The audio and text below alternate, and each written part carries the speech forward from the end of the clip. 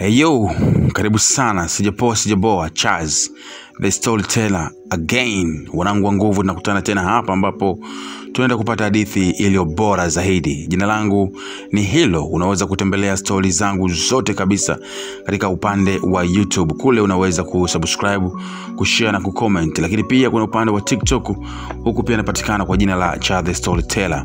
Unaweza ukanifollow kuweza kupata story nyingi sana. Hadithi ya leo inajulikana kama sniper aliyetumwa kumuua gaidi hatari. Na hapa leo tunaanza na sehemu ya kwanza kabisa ambayo inaitwa Mlango wa Kuzimu. Hadithi yetu itakuwa ina sehemu kadhaa kwa episode. Kwa hiyo hii ni episode ya kwanza ama sehemu ya kwanza kabisa. Katika jiji lenye giza na historia, mtaa wa Mchangani uliojaa vumbi na kelele za magari ya zamani, alifika Captain Amani Nyika, sniper mahiri wa jeshi la taifa la ulinzi. Alikuwa kimya kama kivuli, akitembea na bastola ya silencer ndani ya koti lake jeupe, huku jicho lake moja likiwa limefunikwa kwa kipande cha plastiki ya kijani, ishara ya operation maalum. Aliitwa kutoka mafichoni na idara ya ujasusi ya siri baada ya kupata taarifa kuwa gaidi hatari aitwaye Al-Bakul, ambaye alikuwa akisakwa na mataifa manne kwa mashambulizi ya mabomu, alikuwa amejificha katika gorofa la 5 la jengo chakavu karibu na soko kuu la Mkombozi. Al-Bakul hakuwa gaidi wa kawaida. Alikuwa ni mwelevu mwenye mafunzo ya kijeshi, na aliweza kugeuza watu kuwa wafuasi wake wa jihadi kupitia teknolojia ya hofu. Waliomfuata walimuita kivuli cha moto, kwa sababu kila alipoingia moto wa mabomu aliufuata.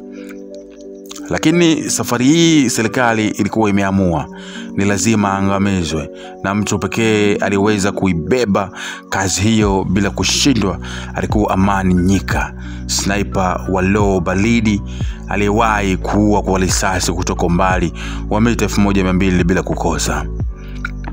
Mpango ulianza. Amani alifika juu ya jengo la kanisa lililoachwa umbali wa takriban mita 800 kutoka mafichoni ya gaidi.